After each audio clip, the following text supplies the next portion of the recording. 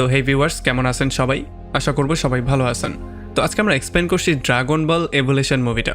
আর এই মুভিটা বানানো হয়েছে খুবই ইন্টারেস্টিং একটা গল্প নিয়ে। সো এই জন্য আমি বলবো ভিডিওটা শেষ পর্যন্ত দেখার জন্য, আর নয়তো অনেক কিছুই মিস করে ফেলতে পারেন। সো চলুন কথা না বাড়িয়ে শুরু করি আজকের ভিডিও।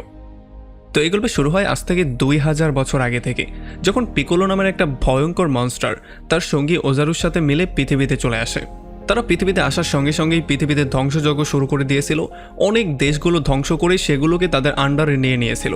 আর তাদের থেকে পৃথিবীকে সেভ করার জন্য কিছু মং মিলে নতুন একটা টেকনিকের সাহায্যে তাকে একটা বাক্সর মধ্যে বন্দি করে দিয়েছিল। আর যাতে করে এই বাক্সটা পৃথিবীর কেউ কোনোদিন খুঁজে না পায়, এই জন্য এটা পৃথিবীর মধ্যে অনেকটা পুঁতে দিয়ে প্রায় কোরের কাছাকাছি জায়গায় নিয়ে রাখা হয়েছিল।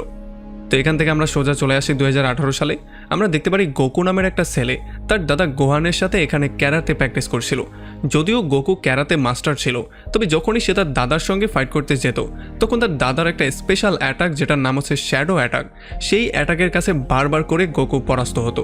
এই অ্যাটাকের মধ্যে তার দাদা বাতাসের সাহায্যে তার উপরে আক্রমণ করতো, যেই জন্য বারবার করেই গোকু নিচের দিকে পড়ে বিভিন্ন ফলাদির সাথে গিয়ে ধাক্কা খেত। তবে যাই হোক, এরপরে গোহান গোকুকে সেখান থেকে তুলে তাকেও কিভাবে বাতাসের মাধ্যমে অ্যাটাক করতে হয় এই টেকনিকটাকে শেখানোর ট্রাই করে। তবে আমরা দেখতে পারি গোকু এটাকে খুব ভালো করে শিখতে পারে না। সে তার টেকনিকের সাহায্যে শুধুমাত্র পাতাগুলোকে একটু নাড়াচাড়াই করাতে পেরেছিল। তবে এখান থেকে প্র্যাকটিস শেষ করার পরে গোহান চলে আসে তাকে নিয়ে তার গ্রিন হাউসে। আর এখানে তার 18 নম্বর বার্থডের জন্য তাকে একটা গিফট দেয়। যখনই গোকু গিফটটা খুলে দেখার ট্রাই করে, তখন সে দেখতে পারে এটা একটা ছোটোখাটো বল ছিল। এই জন্য সে কিউরিয়াস হয়ে জিজ্ঞেস করে যে এটা আসলে কিসের বল। তখন গোহান তাকে বলে যে এটা কোনো নর্মাল বল না, এইটা হচ্ছে একটা ড্রাগন বল। আসলে পুরো পৃথিবীতে 7টা ড্রাগন বল আছে, যার মধ্যে একটা এখন তোমার হাতে আছে। আসলে তার কাছে 4টা স্টারওয়ালা একটা ড্রাগন বল ছিল। তবে গোকু আসলে বুঝতেই পারছিল না এটা দিয়ে করবেটা কি। এই জন্য সে তার দাদাকে জিজ্ঞেস করে যে এইটার কাজটা কি। তখন তার দাদা তাকে বলে যে এটা যখন একা থাকে তখন তো এটা কিছুই করতে পারে না, তবে যদি 7টা বল এক জায়গায় তুমি করে ফেলতে পারো, মানে 7টা বল যদি এক জায়গায় হয়ে যায়, তাহলে তারা শ্যানলক নামের একটা ভয়ঙ্কর ড্রাগনকে পর্যন্ত জীবিত করতে পারে। আর সেই ড্রাগনকে যে জাগিয়ে তুলবে, সেই ড্রাগন তার সমস্ত ইচ্ছাগুলোকে পূরণ করবে। এখন এই সমস্ত কথাবার্তাগুলো শোনার পরে খুবই কিউরিয়াস হয়ে এই বলটাকে নিয়ে গোকু চলে আসে সোজা তার কলেজে। আর তার সাইকেলটাকে পার্কিং করে সে যখনই কলেজের মধ্যে যাওয়ার ট্রাই করছিল, তখনই একটা বড় লোকের ছেলে তার ভয়ঙ্কর গাড়ি নিয়ে এসে তার সাইকেলটাকে পুরো গুঁড়ো করে দেয় আর তার গাড়িটা সেখানে পার্ক করে দেয়। আসলে আমরা জানতে পারি এই ছেলেটার নাম হচ্ছে ফুলার। আর গাড়ি থেকে নামার পরে সে এমন করে কলেজের মধ্যে যাওয়া শুরু করে যেন সে কিছু করেইনি, মানে এখানে কিছু হয়ইনি। তবে তখন পেছন থেকে গোকু তাকে চিৎকার করে ডেকে বলে যে তুই আমার সাইকেল নষ্ট করেছিস, এখন এটা জরিমানা কে দিবে সেটা আগে বল। তবে তখন ফুলার এসে তাকে বলে যে আমি তেমন কিছুই করিনি, যদি তোর জরিমানার দরকার পড়ে তাহলে আমার পকেট থেকে একটা টাকা পারলে বের করে দেখা। আমরা দেখতে পারি যে ফুলার বারবার করে তাকে উস্কাচ্ছিল তার সাথে মারামারি করার জন্য। তবে গোকু তার দাদার কাছে ওয়াদা করেছিল যে সে ফালতু কাজে কারোর সাথে কখনোই মারামারি করবে না। এই জন্য গোকু কোনো রকমে নিজের রাগটাকে কন্ট্রোল করে আর এখানে মারামারি না করার সিদ্ধান্ত নেয়। আর তখন এদিকে আমরা দেখতে পারি পিকোলো নামের যেই লোকটাকে বন্দি করা হয়েছিল, সে এখন পৃথিবীতে আবারও চলে এসেছে। আর এখন সে ড্রাগন বলগুলোকে এক জায়গায় করার কাজ শুরু করে দিয়েছে। এর পরের সিনে আমরা একটা গ্রাম দেখতে পারি যেখানে পিকোলো আক্রমণ করে পুরো গ্রামটাকে তছনছ করে দিয়েছে। এখানে আমরা সেই নামের একটা মহিলাকে দেখতে পারি যে কিনা তার মেয়েকে নিয়ে একটা ছোট্টখাটো ঘরের নিচে গিয়ে লুকিয়ে পড়ে। তবে তখনই আমরা দেখতে পারি এখানে পিকোলোর স্পেশাল একটা লোক মেই চলে আসে। মেই এসেই যখন সেই ঘরটার কাছে যায়, তখন সে ছোট বাচ্চাটাকে দেখতে পারে। এই জন্য সে গান বের করে তাকে শ্যুট করে মেরে ফেলার ট্রাই করে। তবে তখনই তার বাচ্চাকে বাঁচানোর জন্য সেই সামনে চলে আসে, কারণ যেই কোনো ওয়েতে সেই তার বাচ্চাকে সেভ করতে চাইছিল। আর সে তার পকেট থেকে ড্রাগন বলটা বের করে সেটা মেইকে দিয়ে দেয়। আর মেই এই বলটা পাওয়ার পরেও তাদের উপরে কোনো দয়া দেখায় না, বরং সে গান বের করে সেইকেই শ্যুট করে সেখানে মেরে ফেলে। আর তখন এদিকে স্কুলে আমরা দেখতে পারি চিচি নামের একটা মেয়ে তার লকারটা খোলার ট্রাই করছিল। তবে তার লকারটা যেহেতু জ্যাম হয়ে গিয়েছিল, এই জন্য সে অনেক ট্রাই করার পরেও কোনোভাবেই লকারটা খুলতে পারছিল না। আর যখন দূর থেকে গোকু এই ব্যাপারগুলো দেখছিল, তখন সে এখান থেকে সবার যাওয়ার জন্য ওয়েট করছিল, কারণ সে তার পাওয়ারের মাধ্যমে লকারটা খুলে তার সাহায্য করার ট্রাই করবে। আর যখনই সবাই চলে যায়, তখন সে তার দাদার শেখানো সেই হাওয়াওয়ালা ম্যাজিকটার মাধ্যমে এই লকারটাকে খোলার ট্রাই করে। তবে সমস্যা ছিল সে এই ম্যাজিকের উপরে খুব বেশি একটা কন্ট্রোল করতে পারছিল না। এই জন্য এখানে সে একটা লকার খোলার জায়গায় সবগুলো লকারই খুলে ফেলে। আর এগুলো দেখার পরে এখান থেকে গোকু তো কোনো রকমে পালিয়ে যাওয়ার ট্রাই করে। তবে চিচি এই ব্যাপারটা বুঝতে পেরে সে দৌড়ে গোকুর কাছে চলে আসে আর গোকুকে জিজ্ঞেস করে যে তুমি কি সমস্ত লকারগুলো খুলেছো নাকি। আর তাদের মধ্যে কথাবার্তা আমরা এই ব্যাপারটাও জানতে পারি যে আসলে চিচি নিজেও হচ্ছে একজন ফাইটার। আর চিচি তাকে বলে যে আজকে রাতের বেলায় আমার বাসায় একটা পার্টি আছে, সো এই পার্টিতে তুমি অবশ্যই জয়েন করবে।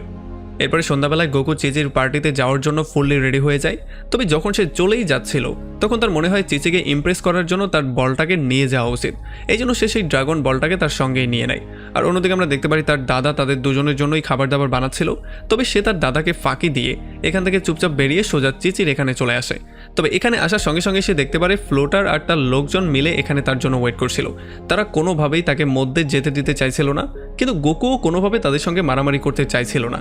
সে চাইছিল না তার দাদার কাছে করা প্রমিসটা সে ভঙ্গ করবে। তবে এমন করে বারবার করে চুপচাপ করে বসে থাকাও তার পক্ষে সম্ভব হচ্ছিল না। এই জন্য প্রচণ্ড রাগের মাথায় এসে এইবার সে তার পাওয়ারের ইউজ করে এক এক করে তাদের সবাইকে ধোলাই করা শুরু করে। আর তারা সবাই আচ্ছা রকম মার খেয়ে এটা ক্লিয়ার বুঝে যায় যে আসলে গোকু কি জিনিস। তবে তখনই পেছন থেকে ফুলার এই সমস্ত ব্যাপারগুলো দেখার পরে তার মাথা প্রচণ্ড গরম হয়ে যায়। এই জন্য সে একটা লোহার শিক নিয়ে আসে গোকুর উপরে আক্রমণ করার জন্য। তবে যখনই সে গোকুর উপরে আক্রমণ করে তখন গোকু লাফ দিয়ে সেখান থেকে সরে যায়, যেই জন্য ফুলার তার নিজের গাড়ির লুকিং গ্লাসটাই ভেঙে ফেলে। এই জন্য ফুলারের মাথা আরও বেশি গরম হয়ে যায়। এই জন্য সে বারবার করে গোকুর উপরে আক্রমণ করা শুরু করে। তবে গোকু যেহেতু অনেকটা ফাস্ট ছিল এই জন্য ফুলার তার উপরে আঘাতই করতে পারছিল না, বরং বারবার করে তার উপরে আঘাত করার ট্রাই করতে গিয়ে এক এক করে সে তার গাড়ির সমস্ত পার্টসগুলো ভাঙা শুরু করে। এই জন্য তার মাথা আরও বেশি গরম হয়ে যায়। তবে তখন আমরা দেখতে পারি ফুলারের একটা বন্ধু পেছন থেকে গোকুর উপরে আক্রমণ করার ট্রাই করছিল। তবে গোকু এক লাফ দিয়ে তাদের দুজনের আক্রমণ থেকে একসাথেই সেভ হয়ে যায়, আর তাদের দুজনের আক্রমণ একে অন্যের গায়ে গিয়ে লাগে। এখন মারামারি শেষ হয়ে যাওয়ার পরে চিচি এসে গোকুকে এখান থেকে নিয়ে যায়, আর এরপর তারা দুজন সারা রাত গল্পগুজব করে। এখানে যখন গোকু চিচির সঙ্গে গল্পগুজব করে মজা করছিল তখন অন্যদিকে গোহান খাবার দাবার নিয়ে বসে ধ্যানে মগ্ন হয়েছিল। তবে তখনই মাই নামের সেই মেয়েটা এখানে চলে আসে, যে কিনা এসেই একটা অস্ত্র দিয়ে গোহানের উপর আক্রমণ করে। যদিও গোহান এটাকে প্রতিহত করে ফেলে, তবে তখন আমরা দেখতে পারি পিকলো নামের সেই ভয়ঙ্কর মনস্টারও এখানে চলে আসে। যদিও গোহান তার উপরেও আক্রমণ করার ট্রাই করে, কিন্তু পিকলো তার স্পেশাল পাওয়ারের ইউজ করে দূর থেকেই গোহানের হাড্ডি মাংস এক জায়গায় করে ফেলে। তবে খুব শীঘ্রই পিকলো এটা বুঝতে পারে যে আসলে ড্রাগন বলটা এখানে নেই। এই জন্য সে চিন্তা করে যে এখানে সময় নষ্ট করা একেবারেই উচিত হবে না। তবে তবুও সে ঘর থেকে বাইরে এসে তার হাতের ইশারার সাহায্যে পুরো ঘরটাকে চুরমার করে দেয়। তবে তখন এদিকে গোকুও ফিল করতে পারে যে কোনো একটা সমস্যা হয়েছে। এই জন্য সে তার ঘরের দিকে দৌড়ে চলে আসা শুরু করে। আর যখন সে তার ঘরের এখানে আসে তখন সে দেখতে পারে এখানে সব কিছুই ধ্বংস হয়ে গেছে। আর তখনই সে তার দাদার চিৎকার শুনতে পারে কিছুর নিচ থেকে। এই জন্য সে দৌড়ে গিয়ে তার দাদাকে কোনো রকমে সেভ করার ট্রাই করে। সে খুবই রাগ নিয়ে জিজ্ঞেস করে যে এই সমস্ত কাজগুলো আসলে কে করেছে। তবে তখন তার দাদা তাকে বলে যে আসলে পিকলো আবারও ব্যাক করেছে, এখন সে এই বলগুলোকে হন্য হয়ে খুঁজছে।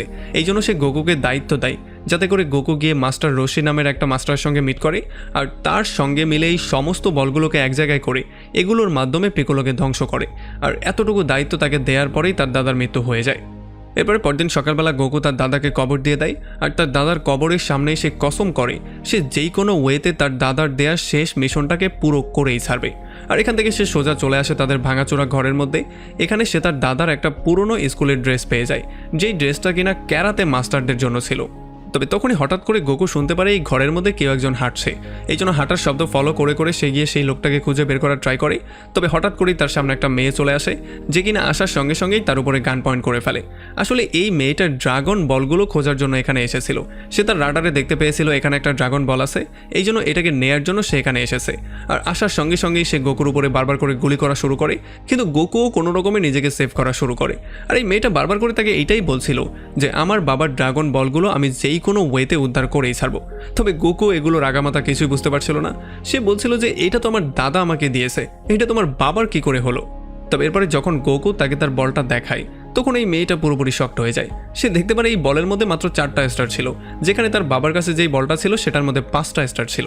এই জন্য গোকু তাকে বুঝিয়ে বলার ট্রাই করে যে পুরো দুনিয়াতে এমন 7টা বল আছে, আর প্রত্যেকটার মধ্যে হয়তো 1 থেকে 7টার মতো স্টার থাকলেও থাকতে পারে, আর সেগুলো এক জায়গায় করলেই একটা পাওয়ারের জন্ম হবে।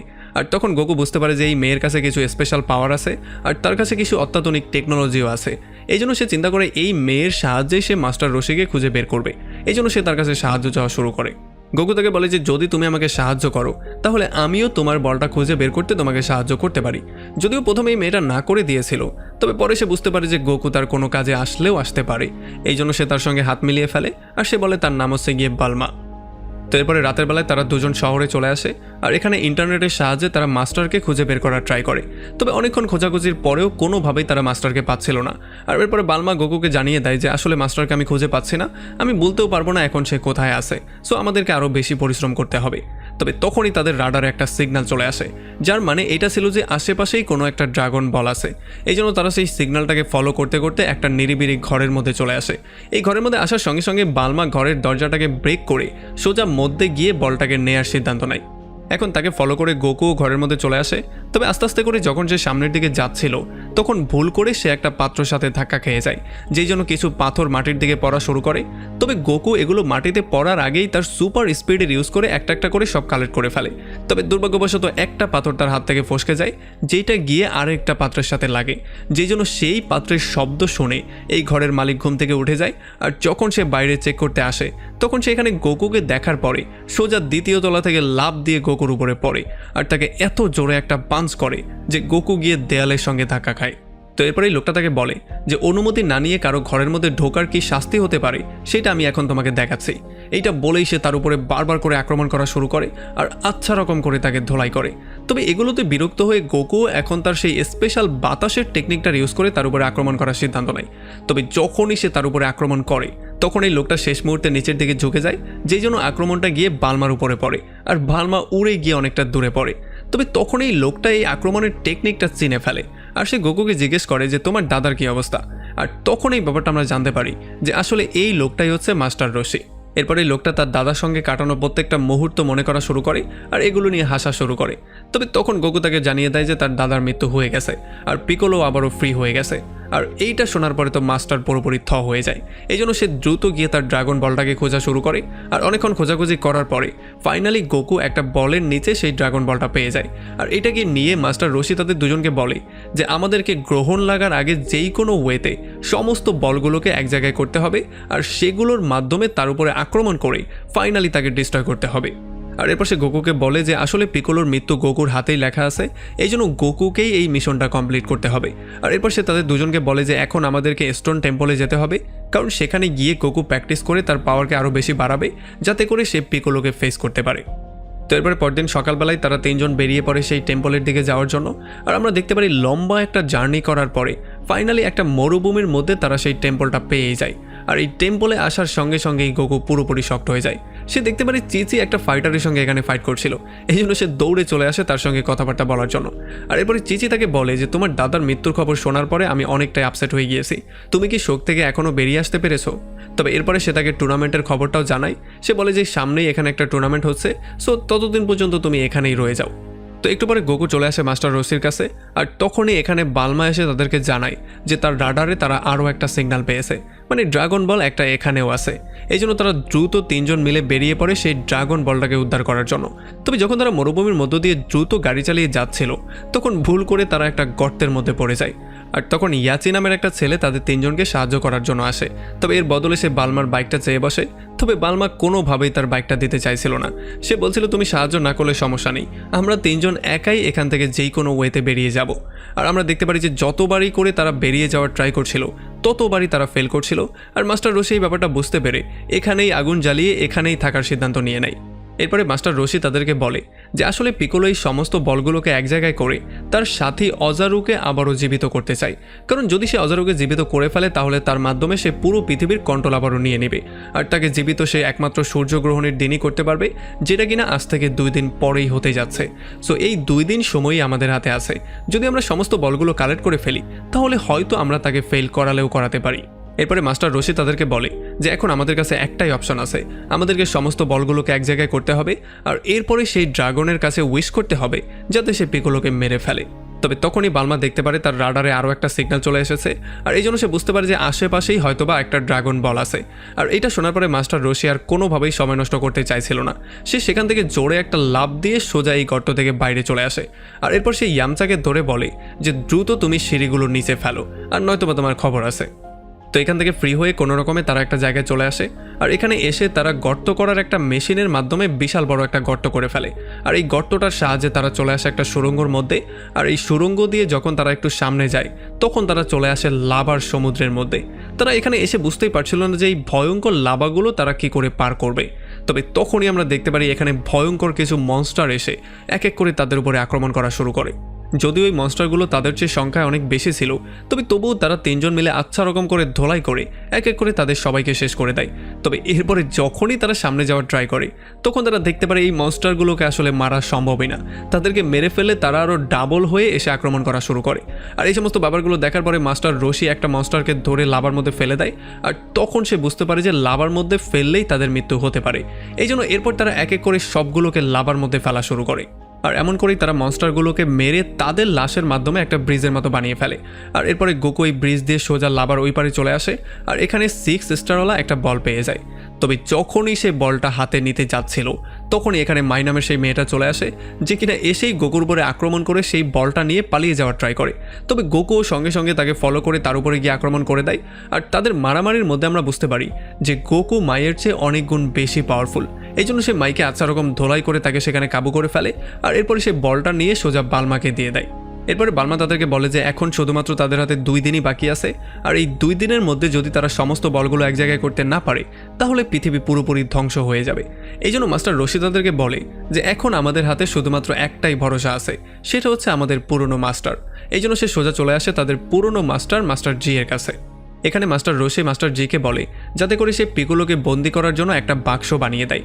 আর তখন আমরা জানতে পারি যে মাস্টার রশি নিজের আত্মাকে স্যাক্রিফাইস করে সেই আত্মার মাধ্যমে পিকোলোকে বন্দি করার জন্য একটা বাক্সা বানানোর জন্য রাজিও হয়ে গিয়েছিল। আর তখন এদিকে আমরা দেখতে পারি ফাইনালি সেই কম্পিটিশনটা শুরু হয়ে যায়, যেখানে চিচির সঙ্গে ফাইট করছিল মাই নামের সেই মেয়েটা। তবে চিচি এই ব্যাপারটা জানতো না যে মাই পিকোলোর জন্য কাজ করে। এখানে মাই খুবই টেকনিকের ইউজ করে চিচির শরীরের মধ্যে একটা কাট করে দেয় আর একটা বোতলের মধ্যে একটু রক্ত নিয়ে সে সোজা কম্পিটিশন থেকে বাইরে বেরিয়ে চলে আসে। আর একটু পরেই আমরা দেখতে পারি এখানে গোকুও চলে আসে, যে কিনা এসেই প্রথমে চিচিকে সরি বলে, কারণ সে তার টুর্নামেন্টটা দেখতে এখানে আসতে পারেনি। তো এখান থেকে গোকু সোজা চলে আসে টেম্পলে মাস্টার রশির কাছে, যাতে করে সে আরও একটু ভালো করে প্র্যাকটিস করতে পারে। আর আমরা দেখতে পারি মাস্টার রশিও তাকে সবচেয়ে সেরা যেই টেকনিকটা আছে সেইটা শেখানোর ট্রাই করে, যেটার নাম ছিল কামেহামেহা। মাস্টার রশি গোকুর সামনে এই টেকনিকটার একটা নমুনাও পেশ করে আর এরপর এটাকে প্র্যাকটিস করার জন্য বলে। সে তাকে বলে যে তোমার ততক্ষণ পর্যন্ত এটাকে প্র্যাকটিস করতে হবে যতক্ষণ এখানে থাকা প্রত্যেকটা মশালকে তুমি জ্বালাতে না পারো। তো এরপরে গোকুও ভালো করে প্র্যাকটিস করা শুরু করে। তবে সারাটা রাত ধরে প্র্যাকটিস করার পরেও কোনোভাবেই সে একটা মশাল পর্যন্ত জ্বালাতে পারছিল না। আর এত প্র্যাকটিস করে সে নিজেও ক্লান্ত হয়ে গিয়েছিল আর তার মনোবলও অনেকটা ভেঙে গিয়েছিল। এই জন্য সে হার স্বীকার করে সেখান থেকে চলে যাওয়ার সিদ্ধান্ত নেয়। তবে যাওয়ার আগে সে একটু চিটারি করারও ট্রাই করে, সে মোমবাতি দিয়ে মশালগুলোকে জ্বালানোর ট্রাই করে। তবে তখন এখানে চিচি চলে আসে আর তাকে হাতে নাতে ধরে ফেলে। সে বলে যে এগুলো তো হচ্ছে চিটিং, তোমার এটা কোনোভাবেই করা উচিত না। আর এরপর সে তাকে আরও একটু মোটিভেট করে। আর ফাইনালি গোকু মোটিভেট হয়ে যখন আরও একবার প্র্যাকটিস করার ট্রাই করে তখন এইবার ফাইনালি সে সফল হয়ে যায়। এদিকে যখন বালমা তার রুমের মধ্যে শুয়েছিল তখন সে গোকুর রুমের মধ্য থেকে কিছু শব্দ শুনতে পারে। আর এই শব্দগুলো শোনার পরে সে বুঝতে পারে যে সেখানে কেউ আছে। আর সে দ্রুত এই ব্যাপারটাকে চেক করতে আসে, কারণ সমস্ত ড্রাগন বলগুলো গোকুর রুমের মধ্যে ছিল। তবে যখনই সে এখানে আসে তখন সে এখানে চিচিকে দেখতে পারে, যে কিনা গোকুর রুমের সামনে দাঁড়িয়েছিল। এই জন্য তার মনে হয় হয়তোবা গোকু আর চিচি আজকে রাতে একসাথেই ছিল, এই জন্য সে এখানে আসে। এই জন্য প্রথমেই সে তার কাছে মাপ চায়, কারণ সে তাকে গান পয়েন্টে করেছিল। আর এরপর সে তাকে বলে যে ঠিক আছে আমি এখান থেকে চলে যাই। তবে তখন চিচি শরম পেয়ে সেখান থেকে দৌড়ে চলে যায়। তবে তখন পেছন দিয়ে আবার গোকু চলে আসে। আর এইটা দেখার পরে বালমা ক্লিয়ারলি বুঝতে পারে যে চিচির সঙ্গে তো গোকু এক রুমের মধ্যে ছিলই না, তাহলে চিচি এখানে কি করছিল। খুব শীঘ্রই বালমার রাডারের মধ্যে সিগন্যাল আসা শুরু হয়ে যায়, যে জন্য তারা বুঝতে পারে চিচি 3টা ড্রাগন বল নিয়ে পালিয়ে যাওয়ার ট্রাই করছে। এই জন্য তারা দুজনেই দৌড়ে চিচিকে ফলো করা শুরু করে, কারণ তারা বুঝে গিয়েছে চিচি বলগুলোকে চুরি করতে চাইছে। তবে যখন তারা দৌড়ে সামনে যায় তখন খুব শীঘ্রই তারা এই ব্যাপারটা বুঝতে পারে যে আসলে এটা চিচি না, বরং চিচির রূপ ধরে মাই নামের সেই মেয়েটা এখানে এসেছে। আর খুব শীঘ্রই সে তাদের সামনে একটা বিশাল বড় ব্লাস্ট করিয়ে দেয়, যেই জন্য এখানে আগুন আর আগুন হয়ে যায়। এই জন্য তারা আর আগুন ক্রস করে সামনে যেতেও পারছিল না। এখন মায়ের মনে হচ্ছিল হয়তোবা সে নিজেকে সেভ করে চলে যাবে। তবে তখনই আসল চিচি এসে তার উপরে আক্রমণ করে দেয় আর তাদের দুজনের মধ্যে ভয়ঙ্কর মারামারি হওয়া শুরু হয়ে যায়। তবে তখন আমরা দেখতে পারি গোকু কোনো রকমে আগুনের মধ্য দিয়েই লাফ দিয়ে এই পারে চলে আসে। এখন যেহেতু তারা দুজনে দেখতে একই রকম ছিল, এই জন্য গোকু বুঝতেই পারছিল না কার উপরে সে আক্রমণ করবে বা কাকেই সে সাহায্য করবে। আর খুব শীঘ্রই একজন মাটিতে পড়ে গোকুর কাছে সাহায্য চাওয়া শুরু করে। এই জন্য গোকু অন্যজনের উপরে আক্রমণ করা শুরু করে, কিন্তু এইটাই ছিল তার সবচেয়ে বড় ভুল, কারণ সেটাই ছিল আসল চিচি। যখন সে আসল চিচিকে মেরে বেহুশ করে ফেলে তখন মাই তাকে গান পয়েন্টে নিয়ে নেয় আর তাকে শ্যুট করে সে ফাইনালি আবারও তার আসল রূপে চলে আসে। এরপরে যখনই মাই সেখান থেকে বলগুলো নিয়ে দৌড়ে পালিয়ে যায় তখন বালমা আর বাকি সবাই দেখতে পারে গোকু মৃত্যুর মুখে দাঁড়িয়ে আছে, মানে সে যেই কোনো সময় মরতে পারে। এই জন্য দ্রুত মাস্টার রশিকে ডেকে আনা হয় আর মাস্টার রশি তার টেকনিকের ইউজ করে ফাইনালি তার সমস্ত শক্তি গোকুর মধ্যে ট্রান্সফার করার সিদ্ধান্ত নেয়। সে অনেক কষ্ট করে সমস্ত শক্তি তার হাতের মাধ্যমে এনে তার জাদুর মাধ্যমে সেগুলো গোকুর মধ্যে ট্রান্সফার করে দেয়, যেই জন্য গোকুর শক্তি 100 গুণ বেড়ে যায়। আর তখনই গোকু আবারও জ্ঞান ফিরেও পেয়ে যায়। তবে তখনই বালমার রাডারে আবারও সিগন্যাল দেওয়া শুরু করে। সে দেখতে পারে সমস্ত বলগুলো এক জায়গায় হয়ে গিয়েছিল। আর এটা দেখার পরে মাস্টার রশি এটা ক্লিয়ারলি বুঝতে পারে যে সেই টেম্পলের মধ্যে খুব শীঘ্রই সেই ড্রাগনটা তাদের সামনে চলে আসবে। আর যদি তারা উইশ করে ফেলে তাহলে হয়তো বা এই পৃথিবী ধ্বংস হয়ে গেলেও যেতে পারে। এই জন্য তারা সবাই সেই টেম্পলের দিকে যাওয়া শুরু করে। তবে যাওয়ার আগে মাস্টার জি তাদের সামনে চলে আসে, যে কিনা এসে মাস্টার রশিকে সেই বাক্সটা দেয় যেটার মধ্যে তারা পিকোলোকে বন্দি করতে পারবে। আর তখন অন্যদিকে আমরা দেখতে পারি পিকোলো এক এক করে 7টা বল যখনই মাটিতে রাখে তখন এক এক করে বলগুলোর পাওয়ার এক্সিকিউট হওয়া শুরু হয়ে যায়। আর তখন আমরা দেখতে পারি মাটি আস্তে আস্তে করে কাঁপা শুরু করে, মাটির ভেতর থেকে টাওয়ারের মতো একটা জিনিস বাইরে আসা শুরু করে। এদিকে গোকু তার দাদার ইউনিফর্মটা পরে ফেলে, কারণ সে বুঝে গিয়েছে এখন তাকে ভয়ঙ্কর একটা যুদ্ধের ময়দানে নামতে হবে। আর তখন আমরা দেখতে পারি তারা গাড়িটাকে সোজা হাওয়ায় উড়িয়ে দেয় আর তাদের গাড়ির স্পেশাল পাওয়ারের ইউজ করে তারা সোজা পাহাড়ের উপরে যাওয়ার সিদ্ধান্ত নেয়। আর যখন মাস্টার রশি দেখতে পারে সেই ড্রাগন বলগুলো তাদের পাওয়ারে চলে আসছে তখন সে তার সেই স্পেশাল পাওয়ারের ইউজ করে এই ড্রাগন বলগুলোকে একটু এদিক সেদিক করার ট্রাই করে, যাতে করে এই ড্রাগন বলগুলো ঠিকমতো কাজ করতে না পারে। তবে যখন সে এটা করার ট্রাই করে তখন পিকলো এই ব্যাপারটা বুঝতে পারে, এই জন্য সেও দূর থেকে তাদের উপরে আক্রমণ করে। তবে যখনই তাদের দুজনের পাওয়ার একসাথে মাঝখানে গিয়ে ধাক্কা খায় তখন এখানে বিশাল বড় একটা ব্লাস্ট হয়ে যায়, যেই ব্লাস্টের জন্য ড্রাগন বলগুলো ছড়িয়ে ছিটিয়ে এক এক দিকে যাওয়া শুরু করে। তবে সেই সাথে গোকু আর তার বন্ধুদের গাড়িটাও ব্যালেন্স হারিয়ে ফেলে আর আস্তে আস্তে করে তারা সোজা গিয়ে নিচে পড়ে। আর এরপরে যখনই পিকোলো তাদের উপরে আক্রমণ করার জন্য নিচে চলে আসে তখন মাস্টার রশি তার পাশেই সেই বাক্সটা দেখতে পারে যেটার মধ্যে সে চাইলে পিকোলোকে বন্দি করতে পারত। আর সে সিদ্ধান্ত নিয়েও ফেলেছিল যেই কোনো ওয়েতে সে পিকোলোকে এটার মধ্যে বন্দি করেই ছাড়বে। আর এরপরে যখনই গোকু আর পিকোলো দুজনের সামনাসামনি হয় তখন গোকু তাকে বলে যে আমিই হচ্ছি তোর জম, যে কিনা তোকে শেষ করব, কারণ আমার হাতেই তোর মৃত্যু লেখা আছে।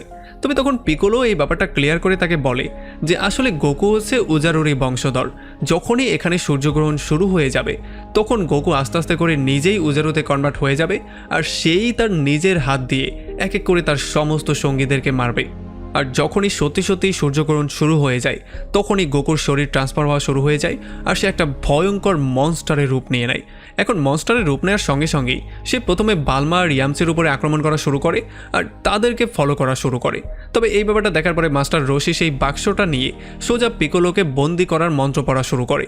তবে যখন পিকোলো এই ব্যাপারটা বুঝতে পারে তখন সে এত জোরে মাস্টার রশির উপরে আক্রমণ করে যে মাস্টার রশি পাহাড় থেকে সোজা গিয়ে নিচেই পড়ে। এদিকে গোকুর আক্রমণ থেকে বাঁচার জন্য ইয়ামচা বালমাকে এখান থেকে পালিয়ে যাওয়ার জন্য বলে আর সে এখানে থেকে গোকুকে ফেস করার সিদ্ধান্ত নেয়। তবে খুব শীঘ্রই মনস্টার গোকু এখানে এসে তাদের উপরে আক্রমণ করে দেয় আর ইয়ামচাকে আচ্ছা রকম ধোলাই করে তাকে কাবু করে ফেলে। আর এরপর সে বালমাকে মারার জন্য তাকে ফলো করা শুরু করে। তবে তখনই মাস্টার রশি এসে গোকুর পায়ে ধরে ফেলে, তবে এই জন্য সে তাকে সোজা গলা টিপেই ধরে। যদিও বারবার করে মাস্টার রশি তাকে মনে করানোর ট্রাই করছিল যে সে আসলে কে, তার মধ্যের আত্মাটা কি, তবে কোনোভাবেই সে তাকে বোঝাতে পারছিল না। এই জন্য সে তাকে ফাইনালি গলা টিপেই মেরে ফেলে। তবে যখন সে বুঝতে পারে মাস্টার রশির মৃত্যু হয়ে গেছে তখন এই মনস্টার গোকুর মাঝখানে যেই গোকু ছিল সে জোরে জোরে কান্নাকাটি করা শুরু করে, কারণ মাস্টার রশির সঙ্গে কাটানোর সমস্ত মুহূর্তগুলো তার মনে পড়া শুরু করেছিল। আর এই সমস্ত ব্যাপারগুলোতে তার পাওয়ার অনেক গুণ বেড়ে যায়, এই জন্য সে তার মনস্টার রূপটাকে কাবু করতে সক্ষম হয়ে যায়। আর ফাইনালি সে তার মনস্টার রূপটাকে কাবু করে আবারও আসল রূপে ব্যাক করে আর এই রূপ নিয়ে সে সোজা চলে আসে পিকোলোকে ফেস করার জন্য। তবে তাকে দেখার সঙ্গে সঙ্গেই পিকোলো তার উপরে আগুন দিয়ে বারবার করে আক্রমণ করা শুরু করে, কিন্তু গোকু কোনো রকমে নিজেকে সেভ করে বারবার করে তার উপরে বাতাস দিয়ে আক্রমণ করছিল। আর খুব শীঘ্রই তারা একে অন্যের উপরে আক্রমণ করার সিদ্ধান্ত নেয় আর হাওয়ায় উড়ে তারা মারামারি করা শুরু করে। আসলে তাদের শক্তি একে অন্যের সাথে অনেকটাই ম্যাচ করছিল, এই জন্য তারা কেউ কারোর সাথে খুব ভালোভাবে পেরে উঠছিল না, তারা দুজনেই একে অন্যকে আচ্ছা রকম তোলাই করছিল। আর তখন অন্যদিকে আমরা দেখতে পারি মাই গিয়ে পেছন থেকে বালমার উপরে শুট করার ট্রাই করে, যেই জন্য বালমা সোজা সুরঙ্গের মধ্যেই পড়ে যায়। আর এরপরে বালমা কোনো রকমের দাঁড়া হয়ে যখন মায়ের উপরে শুট করা শুরু করে তখন মাইও নিজেকে সেভ করা শুরু করে আর খুব শীঘ্রই বালমার বন্দুকের গুলিও শেষ হয়ে যায়। এই জন্য ফাইনালি বালমা স্যারেন্ডারি করে ফেলে। সে তাকে বলে প্লিজ আমাকে মেরো না, আমি সমস্ত বলগুলো তোমাকে দিয়ে দিব। আর এইটা বলার সঙ্গে সঙ্গেই সে তার সেই ডিভাইসটা বের করে যখনই একটা প্রেস করে তখন আমরা দেখতে পারি সেটা একটা সুপার বাইকে কনভার্ট হয়ে যায়, যেটা গিয়ে মায়ের উপরে আক্রমণ করে। তবে মাই কোনো রকমে সেখান থেকেও নিজেকে সেভ করে ফেলে আর পরবর্তীতে এসে বালমার উপরে আক্রমণ করার ট্রাই করে, তবে তখনই পেছন থেকে ইয়ামচা এসে মায়ের উপরে আক্রমণ করে মায়ের খেলা সেখানেই শেষ করে দেয়। আর তখন পাহাড়ের উপরে গোকু প্রচণ্ড রাগের মাথায় এসে তার সমস্ত পাওয়ারগুলো একটা বলের মধ্যে কনভার্ট করে ফেলে। যদিও পিকোলো তার পাওয়ারগুলো একটা বলের মধ্যে করে তার উপরে আক্রমণ করছিল, কিন্তু গোকুর পাওয়ার এখন এতটাই বেশি হয়ে গিয়েছিল যে সে পিকোলোর পাওয়ারকে সোজা ফুটো করে চলে আসে পিকোলোর সামনে, আর তার নিজের পাওয়ার দিয়ে আক্রমণ করে ফাইনালি মাস্টার রোশির শেখানো সেই টেকনিকটার ইউজ করে পিকোলোকে এখানেই শেষ করে দেয়। আর পিকোলোর মৃত্যুর পরে যখন সমস্ত কিছু ঠান্ডা হয়ে যায় তখন তাদের পুরো টিম চলে আসে মাস্টার রোশির লাশের কাছে। এখন তাদের পুরো টিম মাস্টার রোশিকে ফাইনালি ড্রাগন বলের সাহায্যে আবারও জীবিত করার সিদ্ধান্ত নেয়। এই জন্য তারা সমস্ত ড্রাগন বলগুলোকে মূর্তির সামনে রাখে, আর খুব শীঘ্রই এখানে সেই ড্রাগনটা তাদের সামনে চলে আসে। তারা সবাই মাস্টার রোশিকে আবারও জীবিত করার উইশ ড্রাগনের সামনে করে, আর এই জন্য ফাইনালি ড্রাগন তাদের উইশ রক্ষা করে মাস্টার রোশিকে আবারও জীবিতও করে দেয়। আর আমরা দেখতে পারি যখনই মাস্টার রোশি জীবিত হয়ে যায় তখন সমস্ত ড্রাগন বলগুলো খুবই স্পিডে এদিক সেদিক দৌড়াদৌড়ি করে এক এক দিকে ছড়িয়ে ছিটিয়ে পড়ে যায়। আর এমন একটা ইন্টারেস্টিং পয়েন্টে এই পুরো মুভিটা এখানেই শেষ হয়ে যায়। তো আমাকে কমেন্ট করে জানান কেমন লাগলো ভিডিও। যদি ভালো লাগে তাহলে অবশ্যই একটা লাইক করবেন, আর যদি এখনও আমাদের চ্যানেলটা সাবস্ক্রাইব করে না থাকেন তাহলে প্লিজ করে ফেলুন। তো আমাদের দেখা হবে অন্য কোনো ভিডিওতে অন্য কোনো একদিন। Till then, take care.